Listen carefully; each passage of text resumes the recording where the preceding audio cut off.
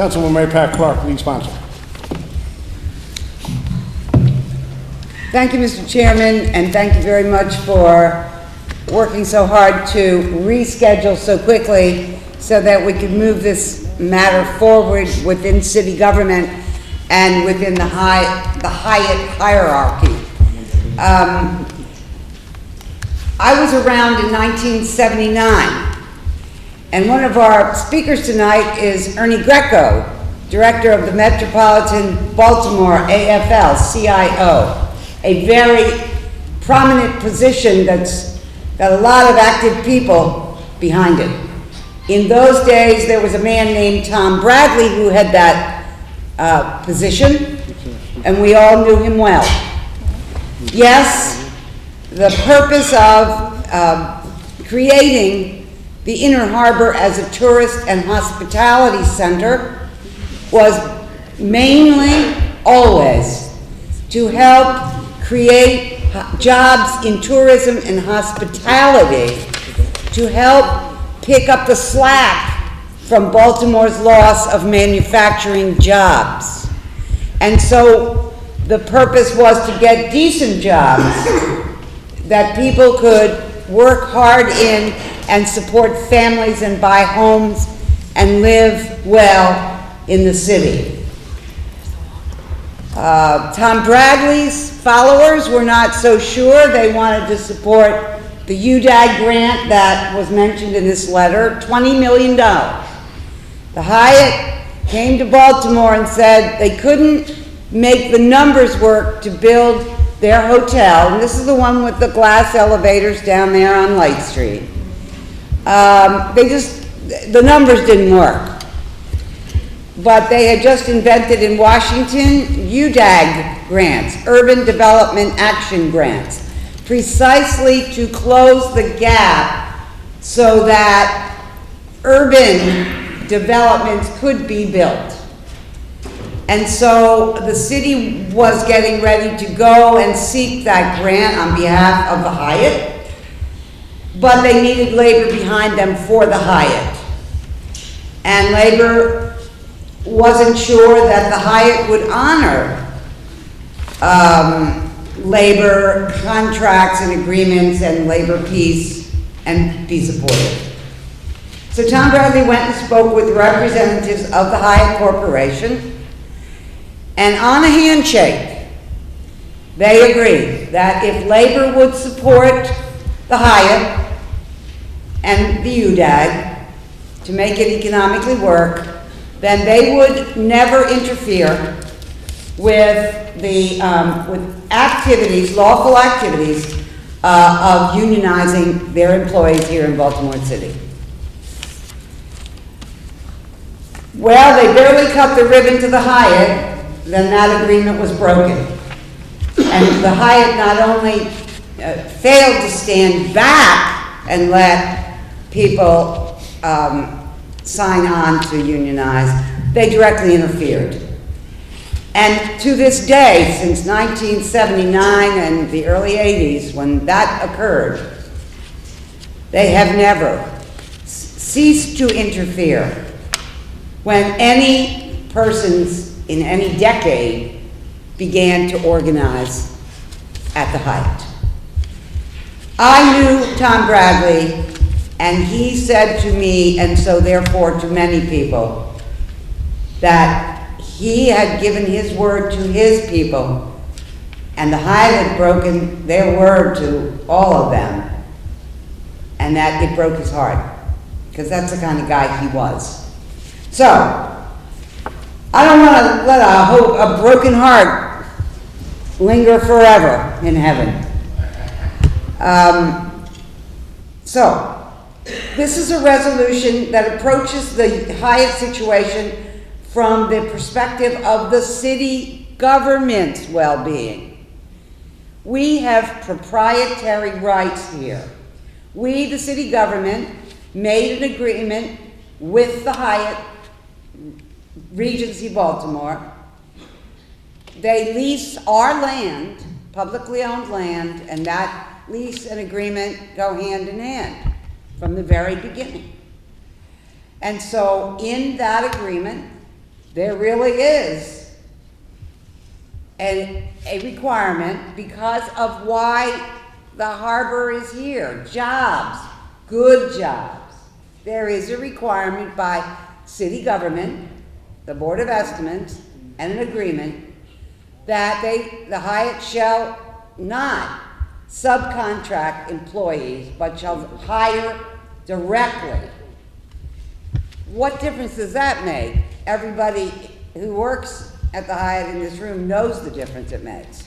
It's about a regular salary, it's about benefits, it's about stability in the workplace so that you can begin to create stability in the family and the neighborhood economically. That's a big deal. But it's a big deal for the city too, because if there's discord, unrest, people who cannot be committed with their heart and soul to what they're doing for a living, then that hurts the city of Baltimore's economic interest in the Hyatt. This resolution also speaks to labor peace agreements. We would like the Hyatt to enter into a labor peace agreement here in Baltimore City, which means that it's an agreement with workers that says they won't interfere. Now, a handshake wasn't good enough, apparently, even if it was a good handshaking. So we want a labor peace agreement the way the city of Baltimore itself has insisted and received at the Baltimore HIlton Hotel. Just like that, we want one of those. And it's not gonna hurt anybody, and it will help and protect the city's financial interests and community interests at the same time. So, we are also asking the mayor and the Board of Estimates to not amend, not only to have the Hyatt honor its agreement about direct employment. And here's the list, so you can see it, and I'll pass it out to my colleagues. You can see at least where it's yellow, right? That's a list of housekeepers currently working at the Hyatt, Baltimore. And the yellow marked ones are not direct employees, are part-time workers. Now, you don't find anything more central to the operation of a hotel than housekeepers.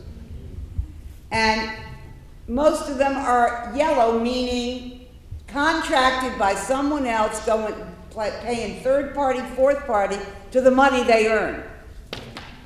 We're asking that the mayor and the Board of Estimates not agree to any changes or new agreements with the Hyatt without a labor peace agreement being adopted by the Hyatt. Don't do anything, don't make any changes. And without this direct hiring thing be straightened out, and all the lawyers in the world can read the words, and they're all going to read the same thing. Do not hire through subcontract and concessions. So, thank you to the workers and leaders who are here tonight to fight Tom Bradley's good fight to the finish. I'm very proud to be part of the effort. You have encouraged me to think that this time we are sure to win.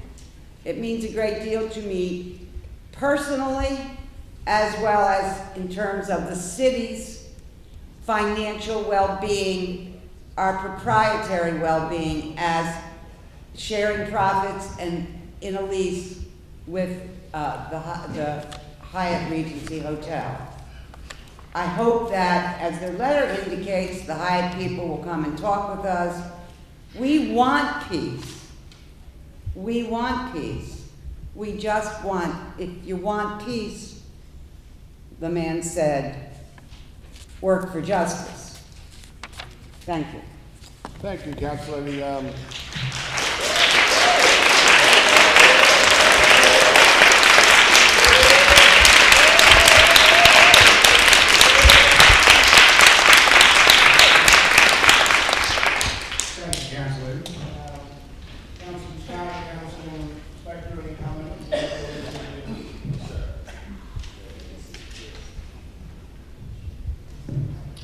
sorry to be late, Mr. Chair, and I just left a meeting with Councilman Stokes and Councilman Welsh and the President, and they are here in spirit, but we just can't be two places at once. And I mentioned that they're very interested in following this, and I'm sure you'll brief the council on Monday.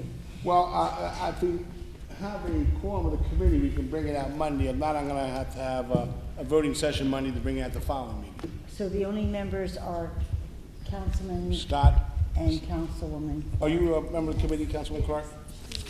All Yes, I am. We do have a quorum then. Then you do have a quorum. Well, I wouldn't mind moving for adoption now while we have one. You're gonna be, because I know Councilman Scott usually has meetings. All right, No, I just want to ask that because I didn't know if you were going to be able to have a vote, but at least you'll be able to bring this information. Now, the law department has not weighed in on this? they're still working out the finer details. So are you just saying that you'll support the resolution, Madam Councilwoman? Well, we're gonna bring out all I'm not the- waiting, the law department is working on what this I believe the law department is working on the particulars of what this resolution is talking about, which are the contracts, Right. that the agreements and the like. Rereading, re-going over them. I mean, this is a resolution. I'm sure it's legally sufficient. Yeah. Yes. And the labor commissioner has It's just the information that we supported need the to know. labor peace agreement that it requests, so. Is this law firm that's in the packet, the law firm for the Here United? Yeah, yes. Unite here. Yeah, here. Local 7, yes. This is their law firm on Well, it was- Glen Eagle Court? It was on that occasion. Is it currently the law firm? We can ask Roxie, Which one are you referring to? come to the microphone The for a law second. firm that doesn't seem to be a city law firm, Abato, They were just Rubenstein? supplying some information to the committee. Submitted. A lot of Rubenstein prepared and supplied the documents to the legal department regarding Hyatt's agreement and management agreement and the ownership papers.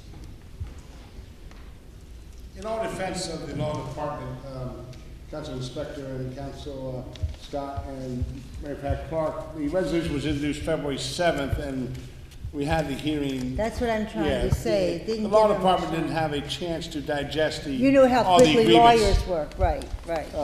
Obviously, Ms. Gibson is given the charge to get back to us from the law department with the information that BDC is, and then BDC will respond to the committee too. That may take some processing. But we wanted to have this hearing and show the intent of the council to move forward with the intent of the resolution. But the resolution is so clear, it's just I want to make sure in terms of being lawful. Can you hear me? I just, the resolution is so clear, the intent is so clear, and just to stick to that is not a problem. I just want to make sure that what we have to debate in terms of expediting the purpose of the resolution has all the legal weight that we need.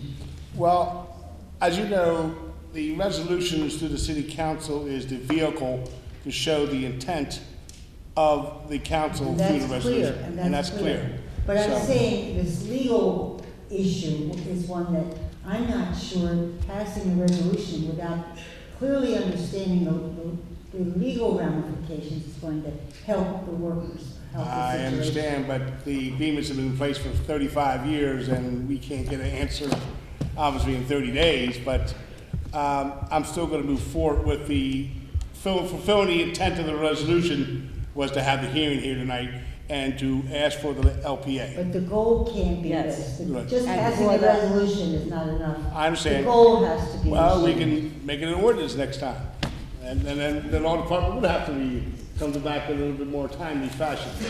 So, thank you, Roxie. Well, I have a quorum of It the doesn't hurt. committee now. Ms. Williams, we're gonna vote the, There's not really any disagreement about what the agreement says. the,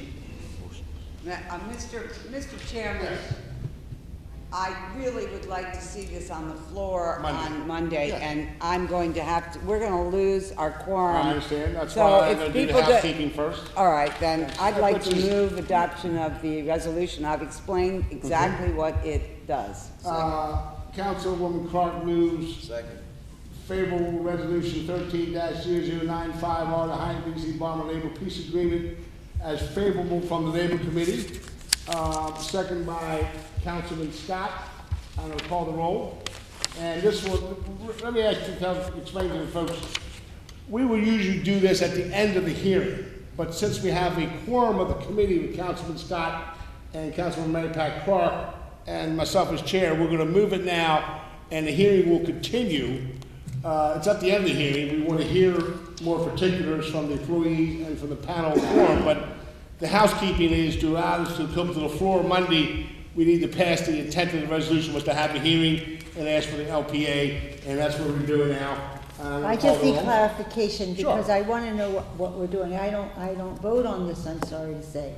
So we're supporting, and most of us that sponsored it are supporting the intent. Yes. How far does that go in terms of determining the success of the goal of the resolution? Well, that's to be determined when What's we it get gonna take for that to happen? That's gonna It's take an gonna- ordinance the the way it mayor- was. Ask the The Board mayor of to Estimates. say, one, Use the microphone, Councilman. it's going to require the mayor to say, Hyatt, uphold the agreement we made about direct employment. And to say, through the Board of Estimates, Hyatt, the city, the Board of Estimates would like you to follow the model of our own hotel that we own, and on the hotel that we own the land of, have labor peace agreement, because we're profit sharing, we're collecting a lease, and the opportunity for discord and upset in this hotel hurts our financial interests. And we want you to not do that, and a labor peace agreement is how we're avoiding that in the Hilton, and we want to avoid it likewise in the Hyatt, and it's high overdue.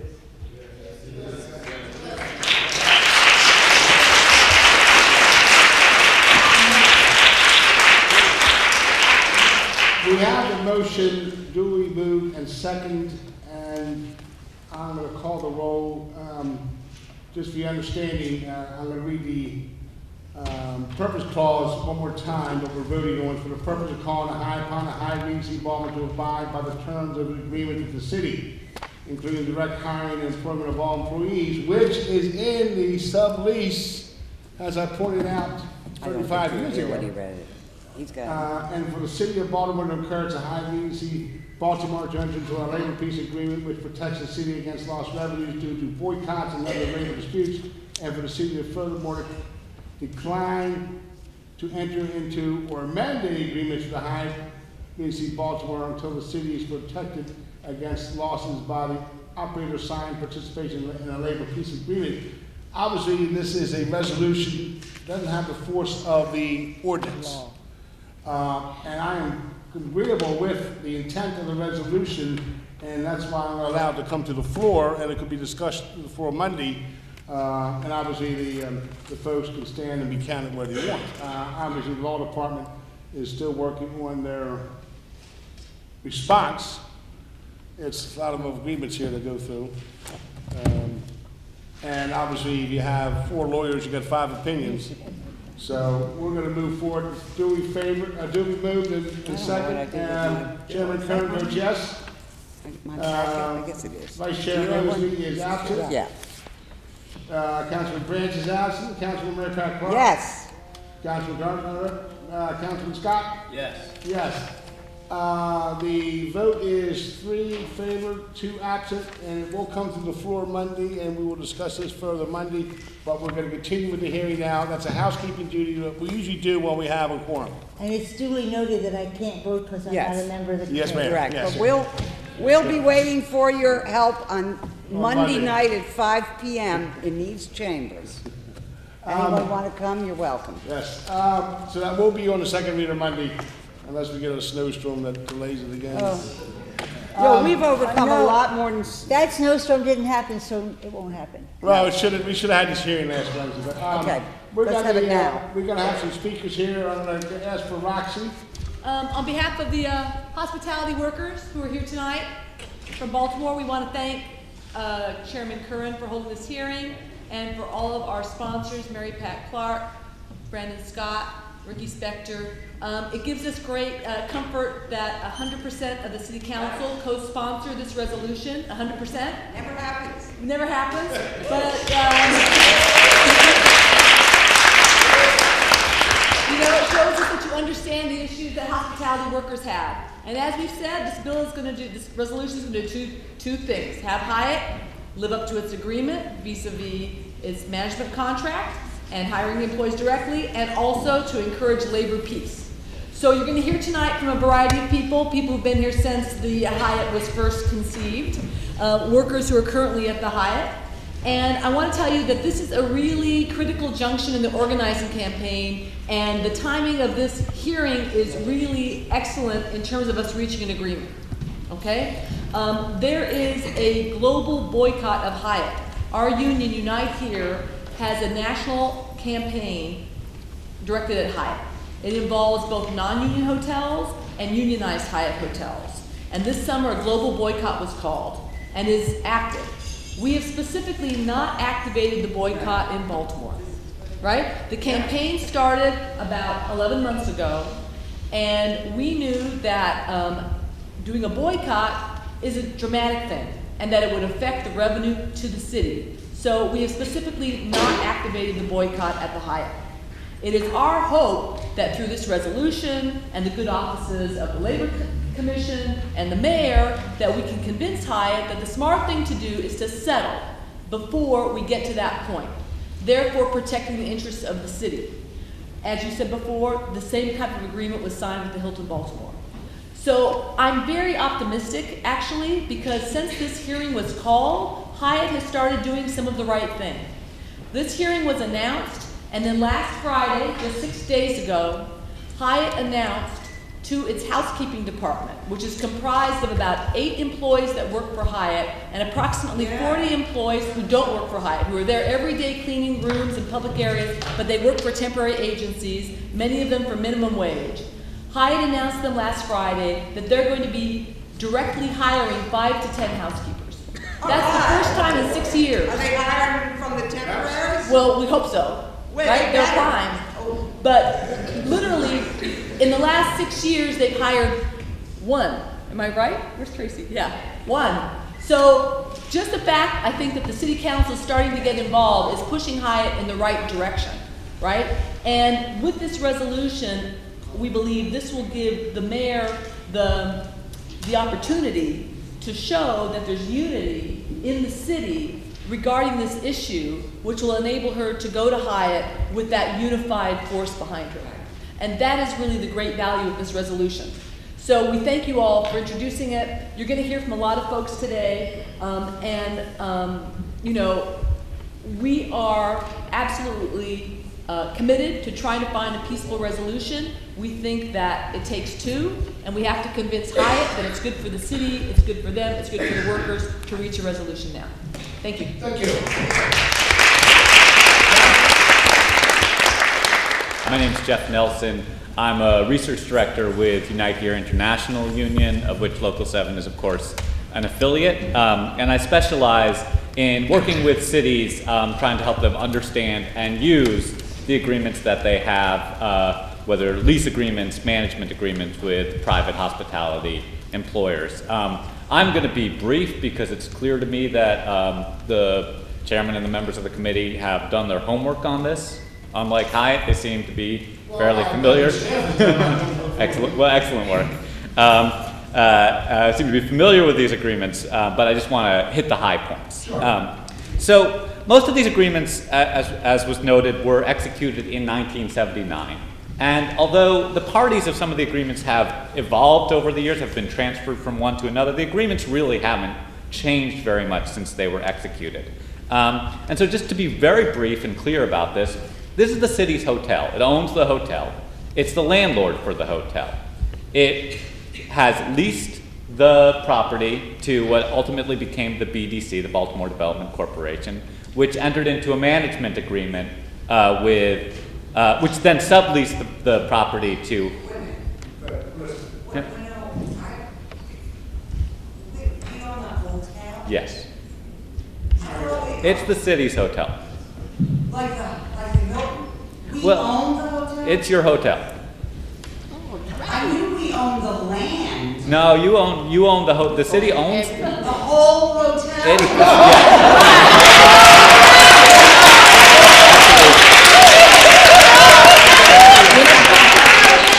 You executed What are we doing here? well, you're doing the right thing is what you're doing here. Yeah, you entered. All right, I'll break it down for you. Okay. So the city entered into a lease with what ultimately became the Baltimore Development Corporation, the BDC.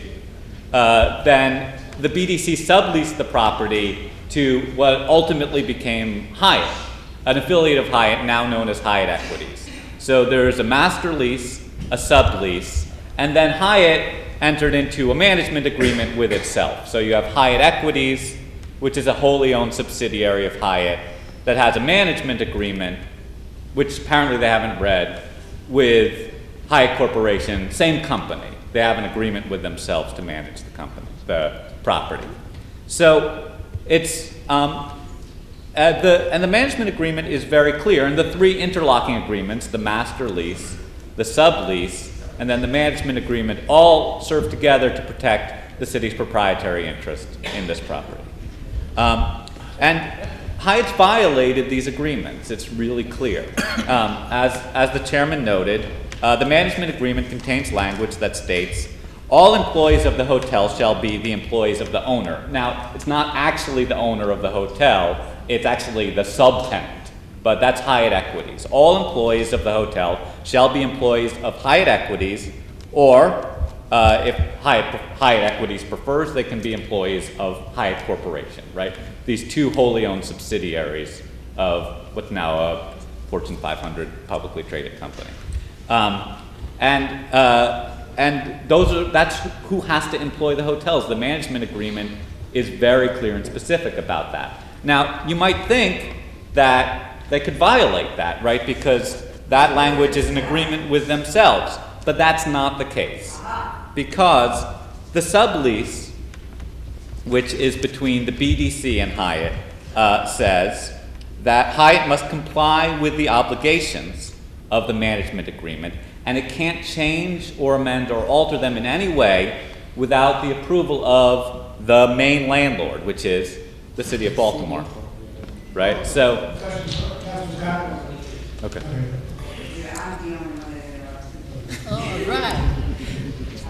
So, and the sublease further states that the city shall be considered a third-party beneficiary of the agreement, and also has great power in enforcing this agreement. Under the terms of the sublease, the city is granted the power to pursue legal and equitable remedies to enforce the provisions of the management agreement, the agreement that requires the direct employment of all the employees at the hotel. And it also provides for Hyatt to be liable to reimburse the city for legal expenses incurred if you're going to obtain an injunction against breaches of the management agreement. So you have a lot of power here. The city has the authority to require Hyatt to live up to the commitments that it made more than 30 years ago, and if Hyatt would have to pay your legal bills if they resisted an injunction, you were successful in getting an injunction. So, and Hyatt's had bad behavior at this hotel. You're going to hear a lot more about that. I'm sure you've already heard a lot. And they've placed your proprietary interest in this hotel at risk. Hyatt's fired workers who stepped forward to organize. The hotel's been the site of demonstrations, causing business disruptions. As Roxie said, the Local 7 really doesn't want to boycott this hotel, but will if it has to, and boycotts in other cities have cost Hyatt and owners millions of dollars. So the city has a really strong proprietary interest in seeking labor peace at this hotel, and it should do everything in its power to achieve labor peace at this hotel. And so the city should act the way private owners or owners of other cities when they own hotels, or even the city of Baltimore has acted when they own a hotel, right? They should make it absolutely clear and unequivocal to Hyatt that it's your preference that there be labor peace at this hotel, and make sure that Hyatt has no question about that. And then, as the resolution also states, you should refuse to amend any agreements with Hyatt unless Hyatt agrees to labor peace. And you certainly shouldn't ignore the blatant violations of the existing agreements that you have. Yes.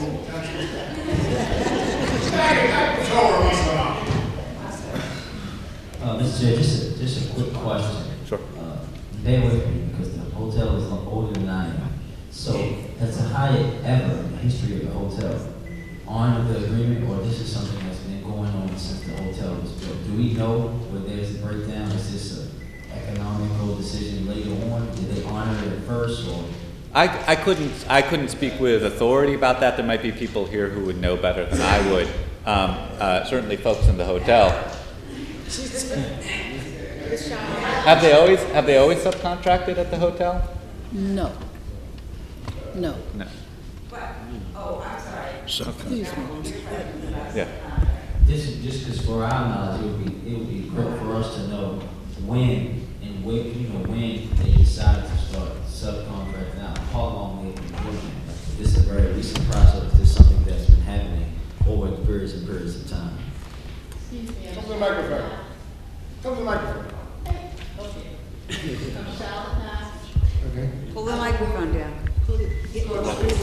Oh, okay.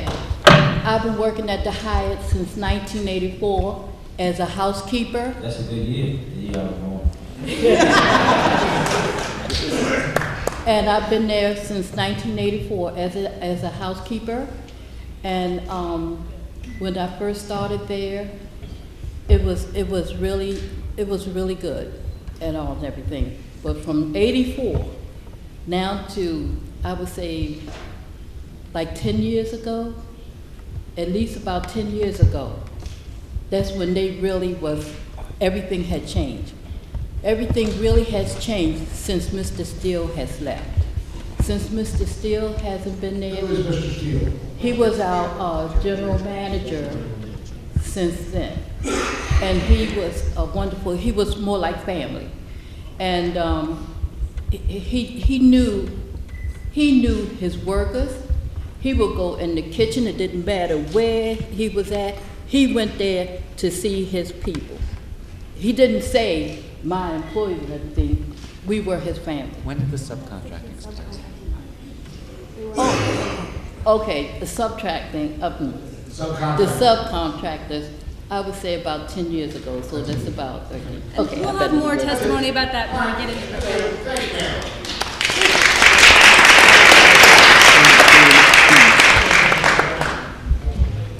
Before you leave, I don't know if you know the answer or not.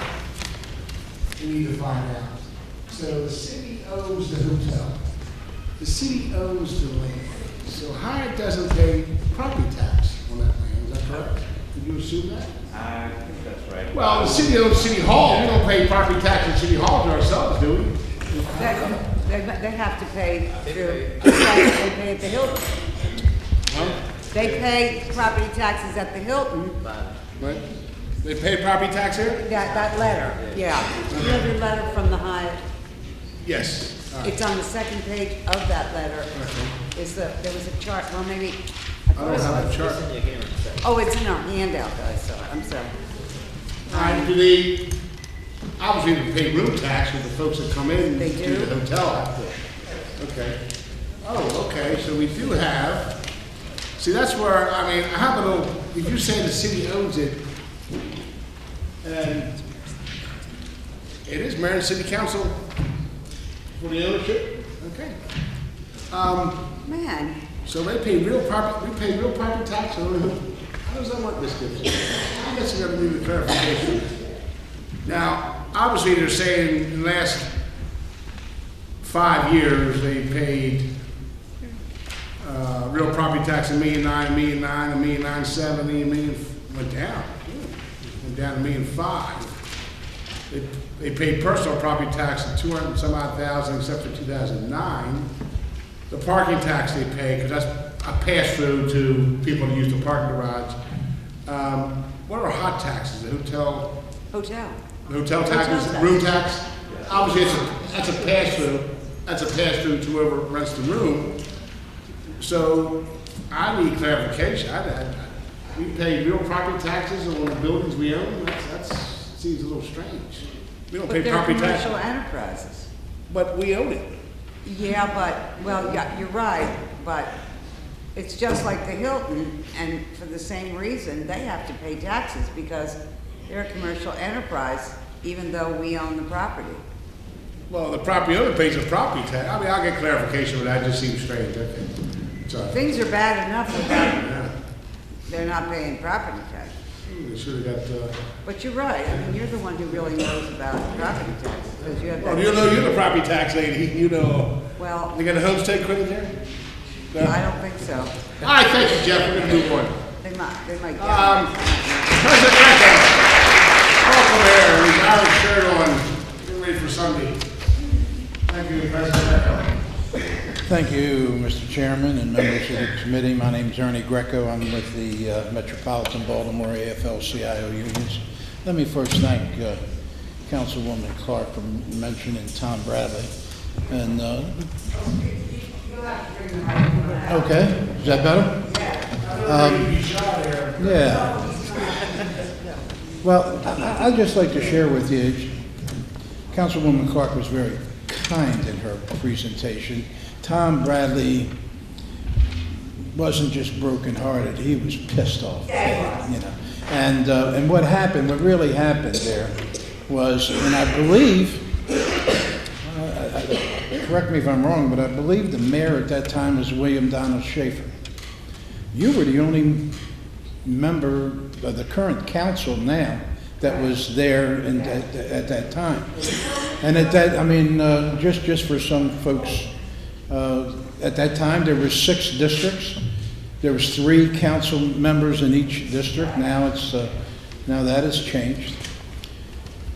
Tom Bradley, when he agreed to do this, he had to talk this up with the labor unions, and we have at that time we had over 200 labor unions affiliated with our council. Many of them did not want Tom to testify in favor of it because they knew of Hyatt's reputation and so on. And finally, he convinced. And what happened then, members of the committee, is that we had a handshake, just saying that they would not interfere in organizing. We took their word. And what happened? As soon as they were ready, they hired probably the most anti-union law firm in Baltimore and did everything they could to block and scare employees at that time from joining the union. I can tell you that I've also been a member of the convention board here. And the reason I wanted to be a member of the convention board, because we got a lot of international unions. At one time, Baltimore was just a city between Washington and Philadelphia. You drove through it. What was here before the Hyatt Hotel? I don't know if you all remember. It was a terrible section of town. The Inner Harbor wasn't here. That was the produce where Arabs used to go to get produce. And if you didn't know somebody, and if you wasn't packing, you were in trouble walking down there, at nighttime. Now that area and the entire city of Baltimore is a tourist attraction. Our unions never cared before in 1979 about bringing their meetings and their conventions to Baltimore. Now they want to come, largely because of folks like you that made this, and William Donald Schaefer and other city councilmen that have passed, have made Baltimore a real tourist attraction. We got one hotel. We've got unions can't come and won't come because they don't have enough unionized rooms. We got just the Baltimore HIlton Hotel. We need the Hyatt. If we get the Hyatt, I can assure you, Baltimore City is going to be getting a lot of business from many of the international unions, not just for conventions, but for meetings and for other kinds of things that will be great. Will be great for everybody with the amount of tax that they get and the cooperation that we will have. We will work with the Hyatt, the AFL-CIO I'm talking about, and coming up with any kind of business that we can of encouraging our unions to come. We can't do that now because they don't want to. It's not that they don't want to come. They definitely want to come, but they can't come because of the lack of hotel rooms. So, you know, I mean, that is a big thing, Councilman Curran. I mean, that's going to be a lot of money, and the money that we made for that will be helping all the other unions here. You know, at one time, you know, Baltimore lost a lot of manufacturing right in this area. Packer Street, Lombard Street, Pratt Street, Utah Street were all clothing manufacturing places. A lot of manufacturing. They're all gone. You know, and now we need to bring good paying union jobs back to the city of Baltimore. We need this hotel. I thank you very much for what you're doing.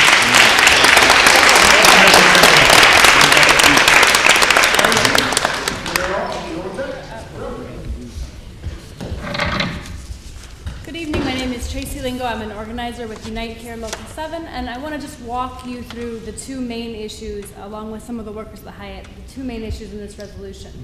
So we've heard a lot tonight about subcontracting, and it's very clear that the hotel's agreement with the city is that there will not be subcontracting, and it is very clear that they're depending on subcontractors for the core parts of the hotel.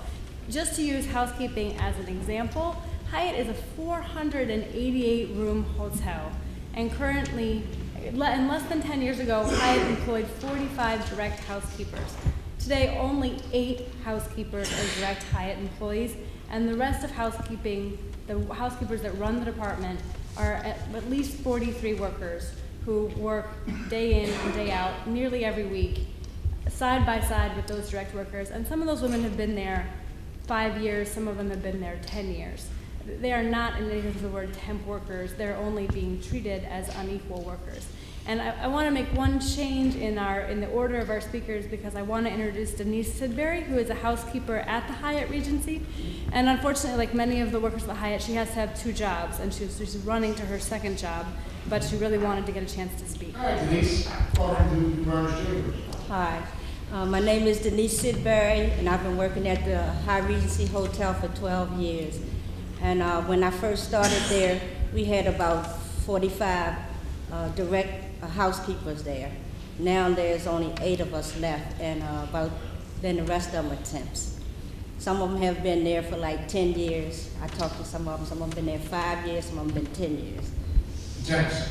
Temps. And they still haven't been hired directly. Can I ask you, without divulging, what is the difference in pay that the temp costs versus a non-temp? You know that? Well, before we came from underground as union, that we wanted a union, most of the temps were doing about 30 rooms, and we were doing like 16 to 18 rooms. No, I mean salary. Salary? If the temps get paid the same as you? No. Their company's gonna get some. And whoever is the middleman. All right, thank you, Denise. Okay, thank you. Are you a temp or are you a full-time? I'm full-time. I work for Hyatt. I'm full-time. Good. So they're gonna bring in some more people to work for Hyatt. As far They hired 5 or 6. they did inform the temps that the positions were open if they wanted to apply. Oh, good.